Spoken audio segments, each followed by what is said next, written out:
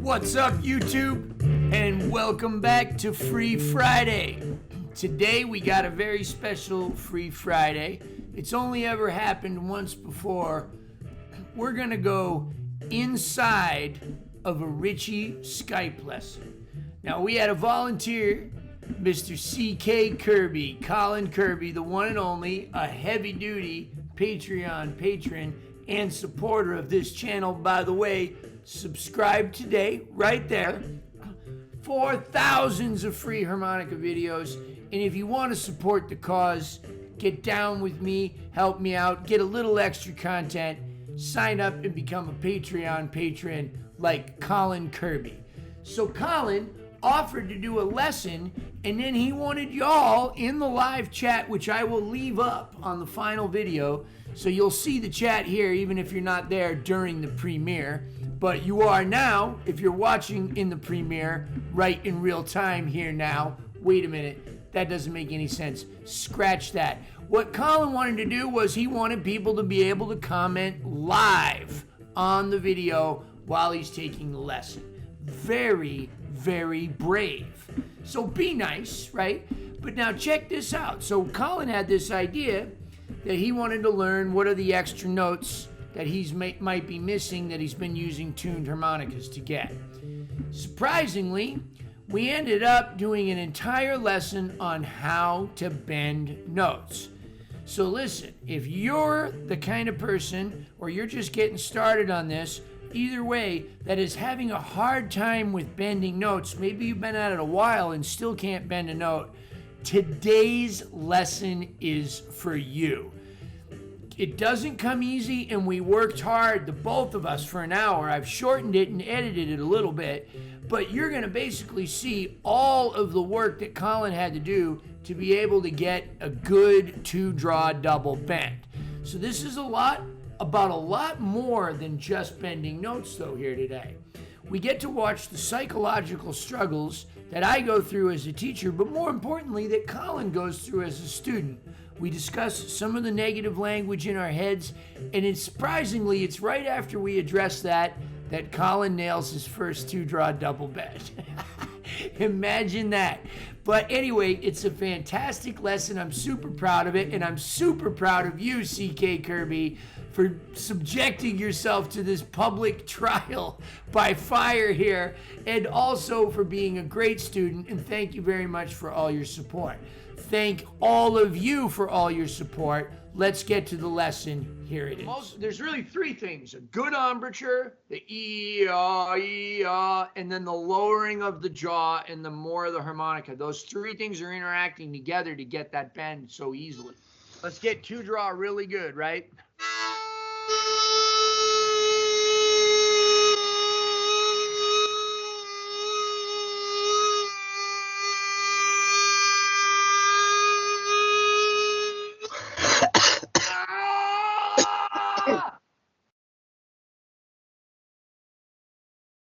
So good.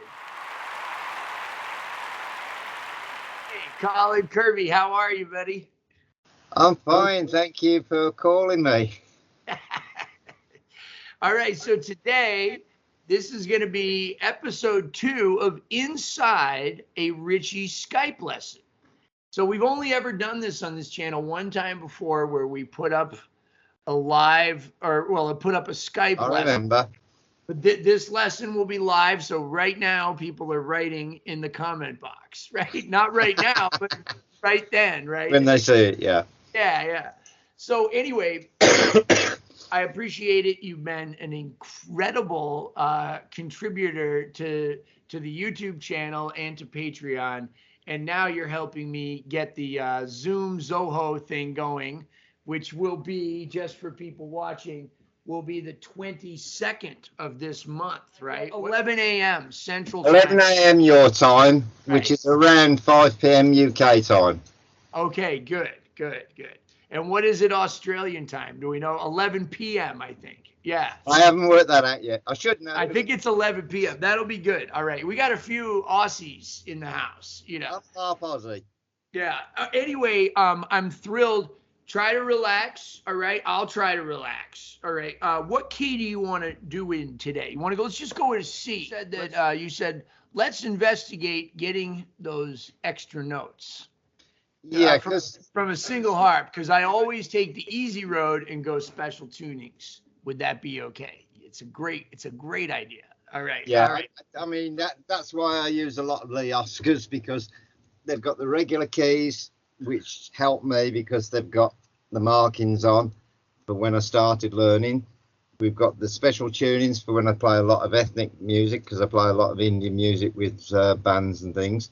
So, yeah, if I can, like you said, that sometimes means I use 2 or 3 harps in one song. So if you can help me get over that problem and swapping around, that would be good.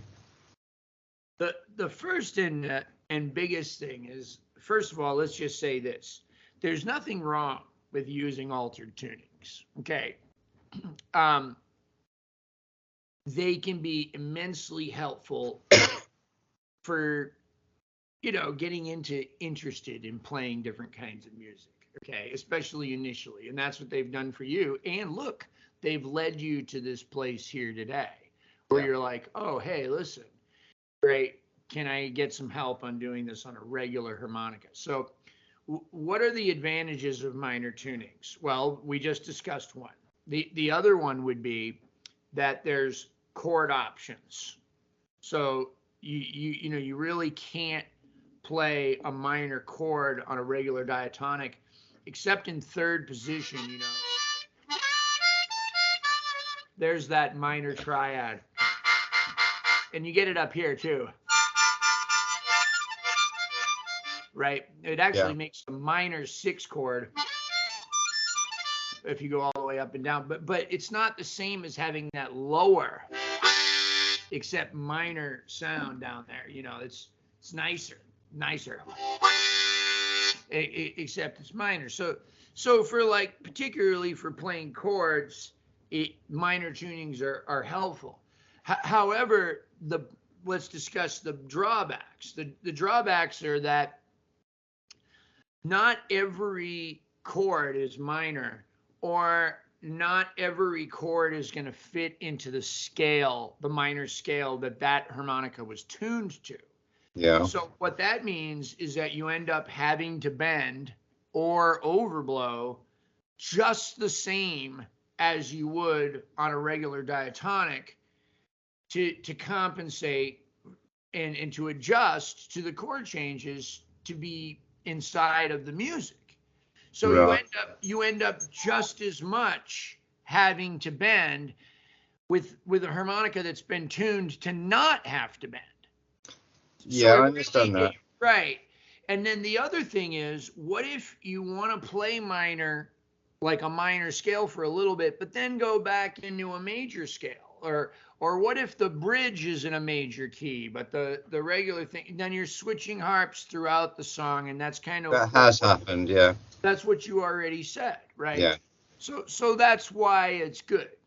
The first and most important thing to learn is that we can play minor in second position just by flatting the third note of the major scale. Okay, so in cross harp on a diatonic, that's 3 draw half step bend. Can you play that note?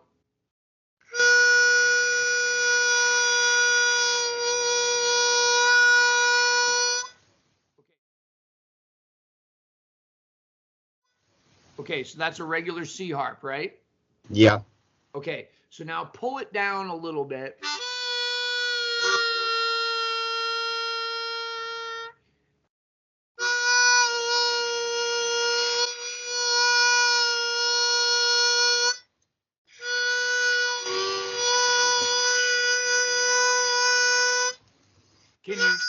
Can you bend the other notes?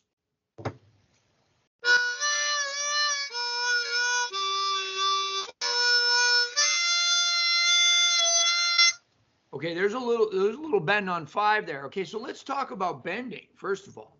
So the way that the best I've ever seen anybody teach it is John Gindick. So he kind of talks about saying the words E, ooh, E. So I'm inhaling and I'm saying like E, ooh, E, ooh.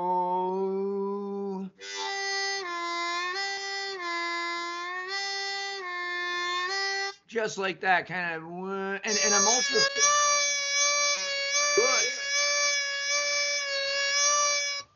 Yeah, good.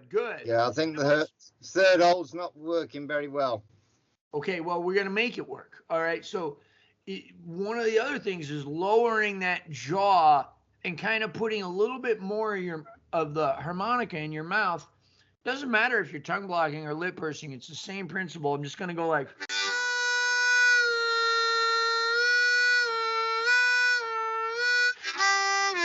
See how my jaw goes down? Watch on 2 draw. Ready? And see how that harp goes down deeper down into my mouth?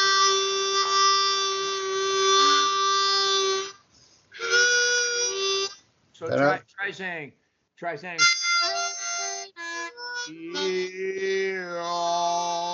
So try getting 2 draw and say, and imagine you're saying the word and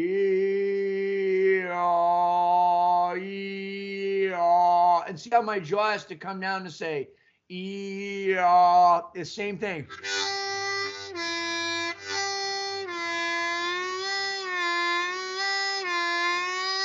Try it.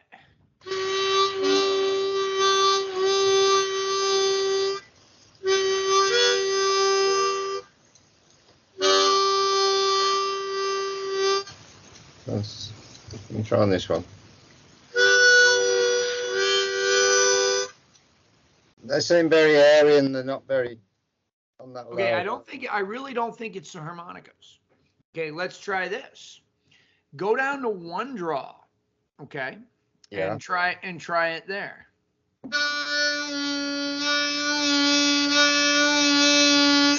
Perfect. Now I'm doing exactly the same on the second hole and it won't do it. Let me tell you why. All right.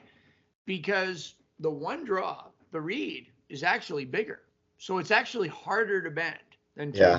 So why are you bending the one that's harder to bend and not the 2 draw? Do you know? No. I do.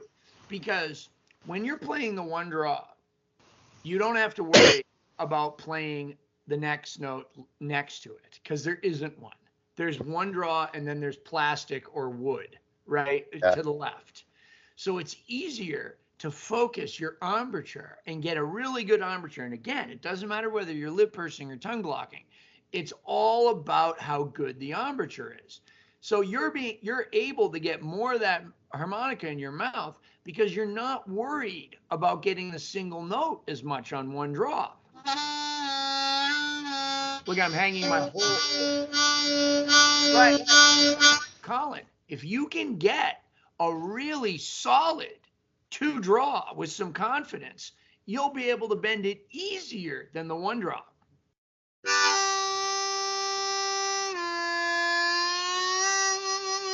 You just want that 2 draw in there as strong as possible.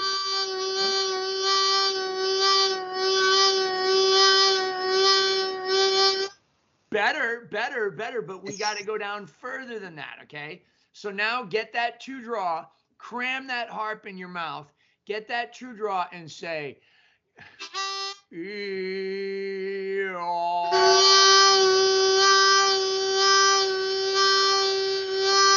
Now, is that how you normally hold the harmonica, like you're holding it now? Yeah, I've got a bad habit because I do a lot of practice driving. I tend to use one hand. I don't cup. Okay, I just want to make sure that a lot of times when we're learning stuff, for some reason we decide to hold the harmonica differently, and that makes it even harder to learn stuff. We don't realize we're doing it, you know. I want a windowsill to rest my arm on. Because you're used to that. Yeah. Yeah. Okay, we're going to get this, all right? So we just got to get a solid 2 draw.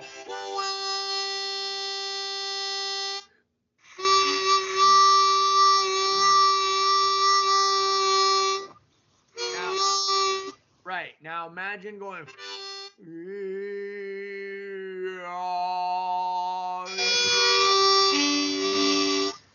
All right. Okay. The main problem is not the bending, because you can bend. You bent one draw. The main problem is a solid, firm embouchure on 2 draw. Once you get that, it'll be easy to.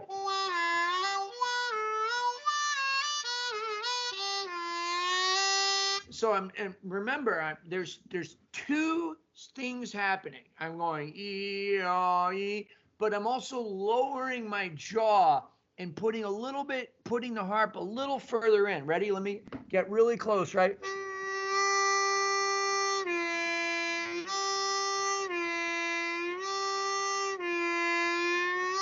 There's really 3 things: a good embouchure, the and then the lowering of the jaw and the more of the harmonica. Those 3 things are interacting together to get that bend so easily. I'm trying.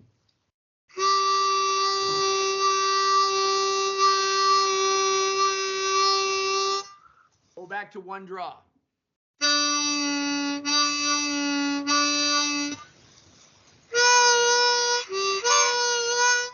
That's on the... Ooh, there was the 3. Yeah, Yeah. I think there might. Yeah. 3's easy.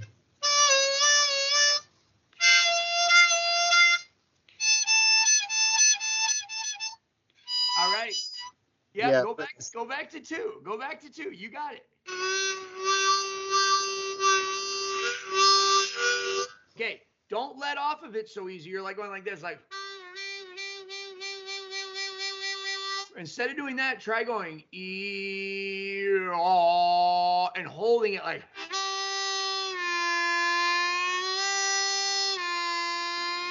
So my tongue is going like this, right? When I'm lip pursing, my tongue does this. It goes so I'm curling it up only when I'm lip pursing. When I'm tongue block, I do that with my throat, right? But when I'm lip pursing, I'm going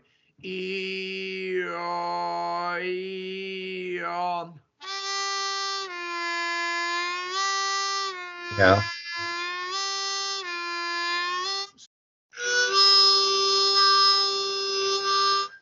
I'm still fighting it.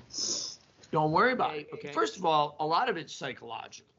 Like you're bending 1, you're bending 3, and you're bending. So you're bending stuff that's easier to bend than 2 up, and you're bending stuff that's harder to bend than 2 below it. Okay, so some of it's psychological. Okay, some of it is embouchure. I do believe that. Once you get the embouchure even steadier. But if we can get it on a different harp, it is a lot like riding a bicycle. So like if we can get it on a higher harp and then we can move down to a lower harp later, we usually find that we can get it there too, right? Which key do you suggest? Let's just move up a whole step to D.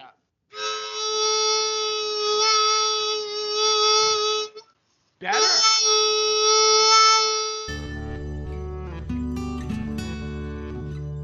Now, one thing that helped me, like when I was first starting out, I had a really hard time bending certain notes on the harmonica. I think especially the 2. And I was in this band, and the drummer in the band was a better harmonica player than me. And it used to bug me, right? Like because I was supposed to be the guy, right? But I wasn't. This other guy was busy playing drums, but at any time he could have got up there and he was better than me. So my pride, right, kept me from like asking like how do I get better, right?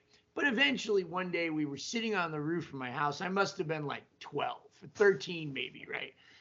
And I said, how do you get that note, that bend thing? And he said, well, he goes, I kind of put a little bit of it. He goes, in the beginning, I had to put a little bit of a tuh sound on it. So, and he goes, it's sort of like this.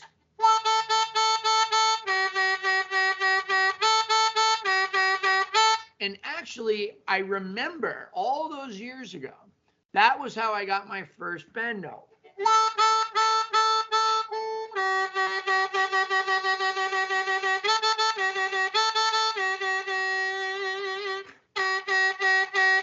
I'm using my tongue against the roof of my mouth, right behind my two front teeth. I'm going ta ta ta ta ta ta ta ta ta ta ta ta ta ta ta ta.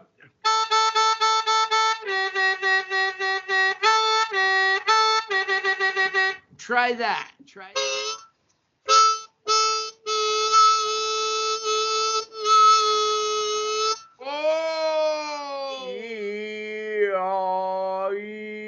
Oh, tongue is going.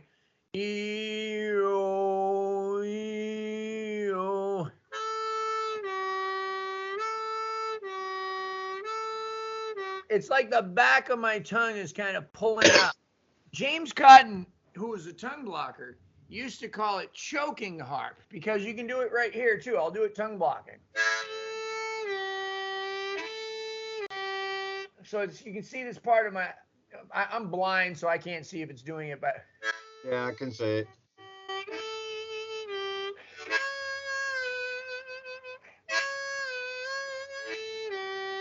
Yeah.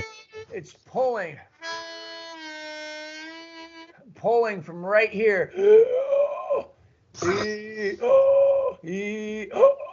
So it's kind of a combination of those two things, right? He's kind of choking it. He didn't even call it bending. Cotton called it choking it.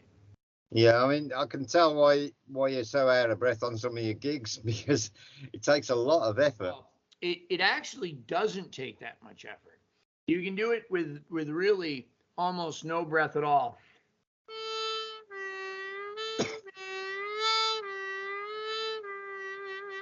Or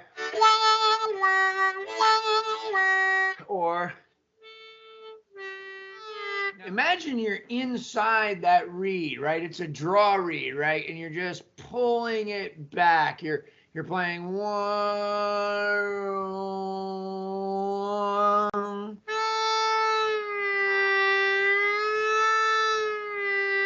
And just imagine you're right in that reed, right?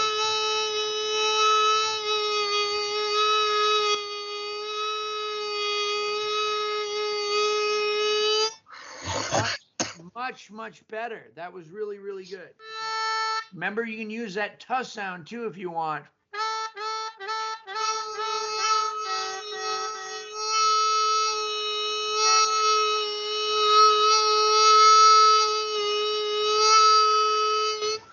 Going. I'm run out of breath.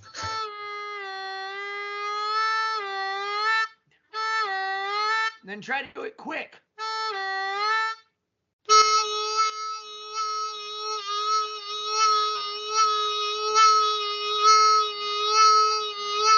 Good job.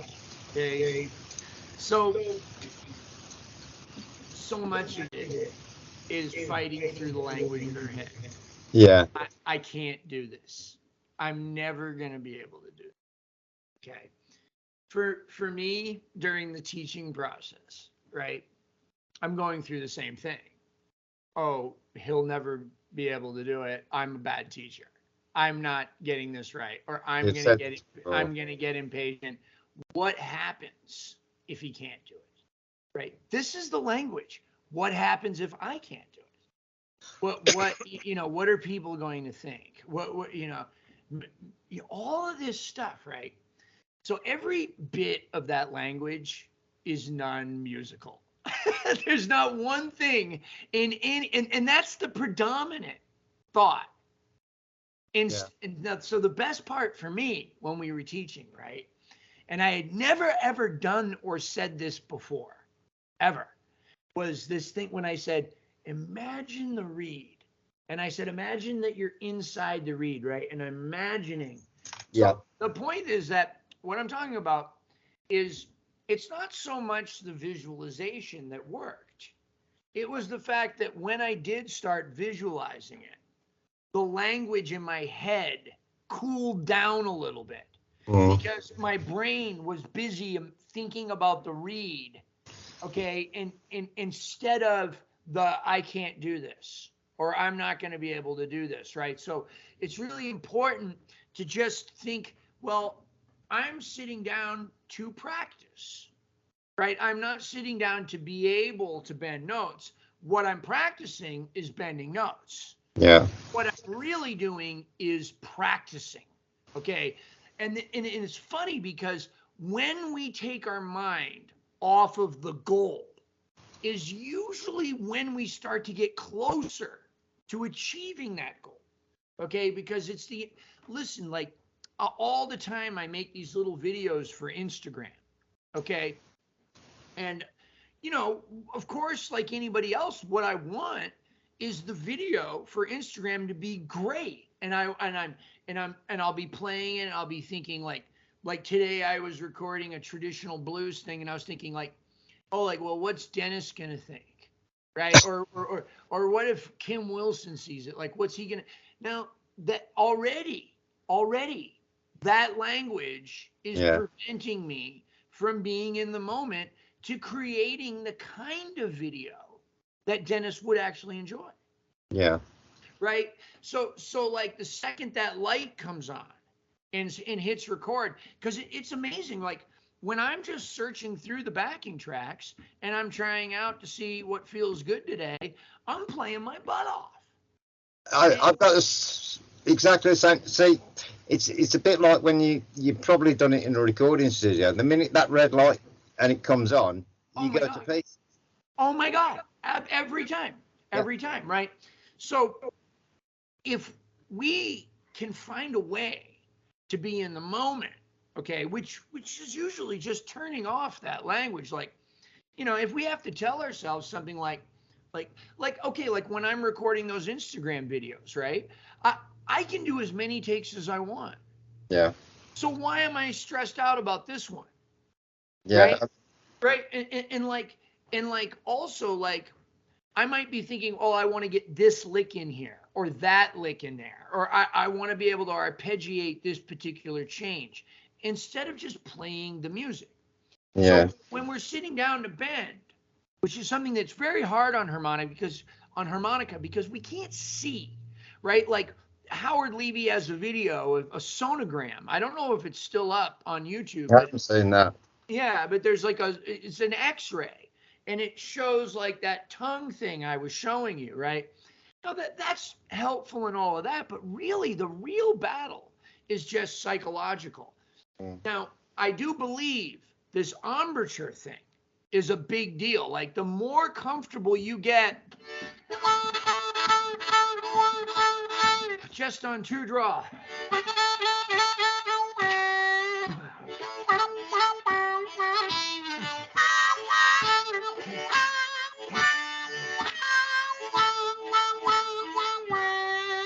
Right, the more stronger, like, okay, for example, I used to that tongue block bending was harder than lip purse bending. And I would have trouble getting certain notes tongue blocked bent. And then over the years, I kept playing and I kept tongue blocking. And what happened is my tongue block embouchure in general got better. Yeah. The minute that embouchure got better, tongue block bending was just as easy as lip pursing bending.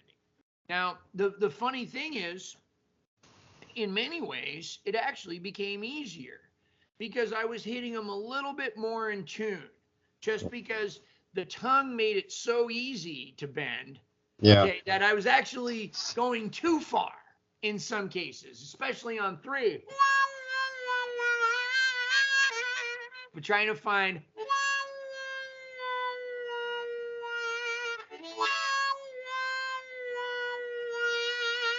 so that was tongue blocking the second time and lip pursing the first.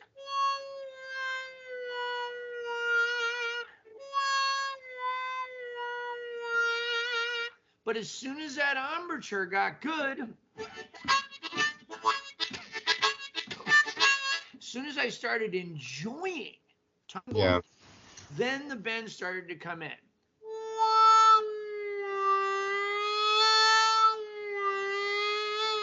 So if one thing I can do, if I'm having trouble bending 2-draw, is just enjoy the sound of 2-draw. And then maybe just tweak it a little.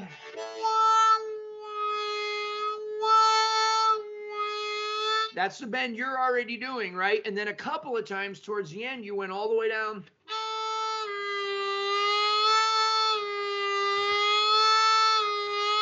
Try it again, right? Let's just enjoy 2-draw. If we run out of air, take a breath.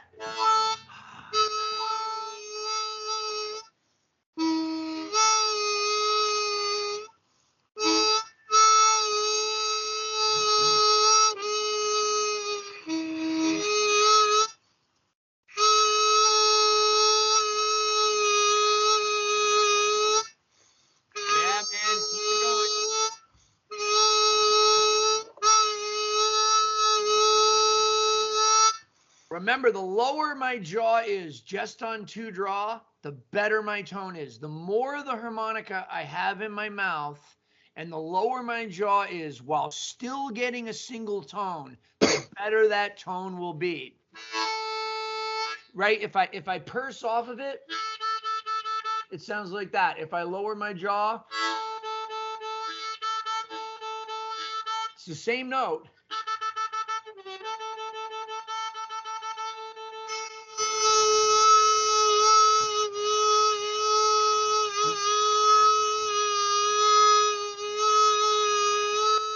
Yeah!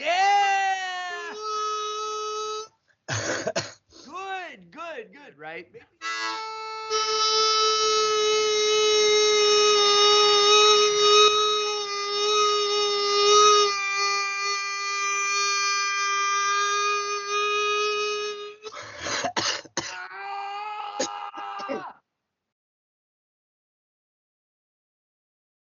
So good.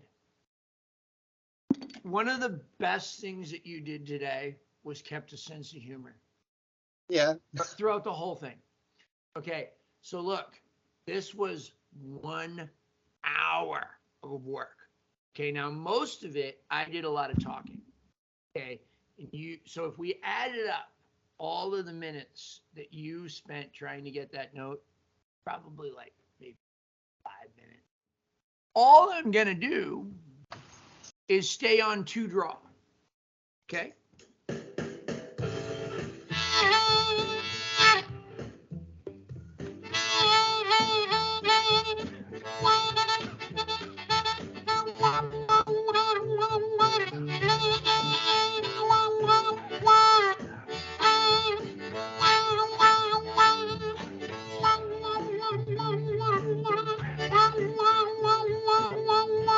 Now I'll try to bend it just a little, right?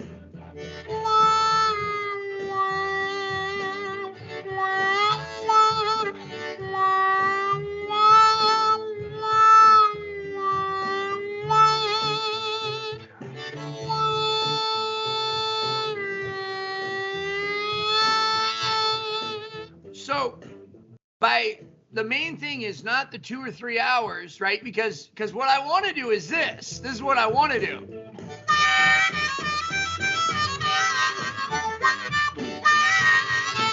Right? Yeah. But if I just stay on this,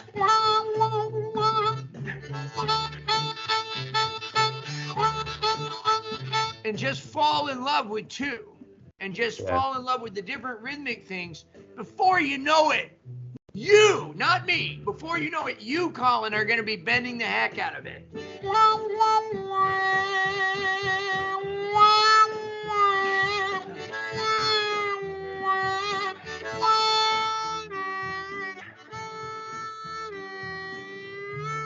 Look at how much of my mouth is on the harmonica. Yeah.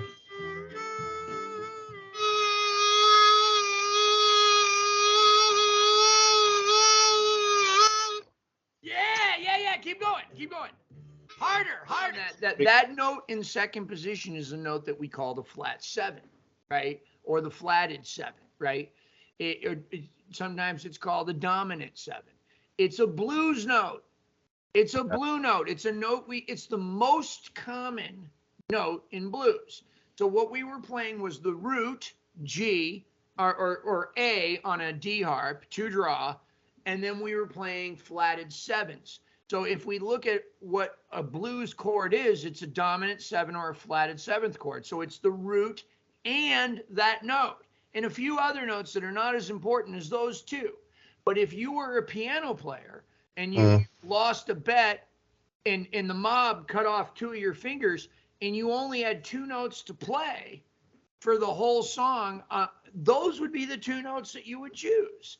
Those are the 2 most expressive notes, or the 2 most obvious notes. Yeah, that and the flatted 7. Right, so that's how important it is to get that note, and you got it. Everybody for tuning in to Free Fridays right here on YouTube. Subscribe today. Click the subscribe button for hundreds of free harmonica lessons. If you like what I'm putting down and you'd like to support the cause, go the extra mile, be sure to visit my Patreon page. Patreon patrons, thank you very much. You're making these lessons an absolute priority in my life. No matter how busy I get, a free lesson happens every Friday. For as low as $1 a month, that's 25 cents a lesson, you can become a Patreon patron. If you're doing a little better and you can donate more, that's great. Every time you become a Patreon patron, you're helping somebody else out there that doesn't have a credit card, that doesn't have $1 a month, to continue to get free harmonica instruction and much, much more. Remember, we got product reviews here on this channel. We do videos on addiction and bipolar disorder. We got blues stories. We got performance videos and everything right here on Jason Ricci's YouTube. Subscribe today. I'd like to thank Honer Harmonicas, and I'd like to thank Blue Moon Harmonicas, making custom parts for any harmonica that you might have at home. Blue Moon has got you. The Lone Wolf Blues Company, pedals, amplifiers, microphones, you name it, much more. Right here out of Louisiana, the Lone Wolf Blues Company is bringing you the best in customer service for almost any kind of amplified blues harmonica needs that you may have. Speaking of amplifiers, Harp Gear amplifiers, check them out. The very best Harp Gear, right out of Ocala, Florida. I got a website, www.mooncat.org. Check me out on mooncat.org. I got tour dates happening all over the place. I'm going all over the country this year, playing tour dates with J.J. Appleton, with Damon Fowler, with J.P. Soares, with my own band, with Joe Crown, all kinds of people. www.mooncat.org. T-shirts, lesson information, all of that. Thank you guys so very much for tuning in. We do this every single Friday, and then every now and then I throw you some more stuff right here at Jason Ricci's YouTube. A Mooncat, love and appreciate all y'all. Thank you.